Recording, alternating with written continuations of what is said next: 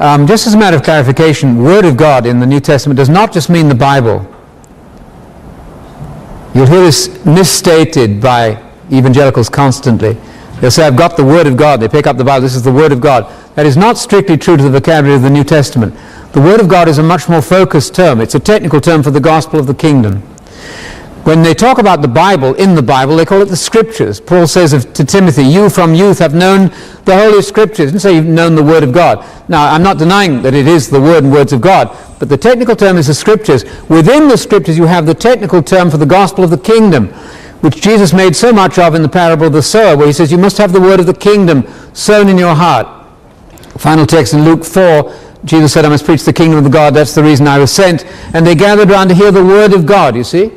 The gospel of the kingdom, in the technical vocabulary of the New Testament, is specifically the gospel of the kingdom. That's a most important focus.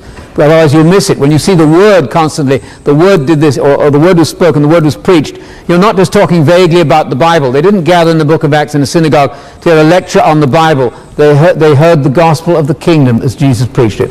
All of the preaching is focused in that word, which is the word of the kingdom.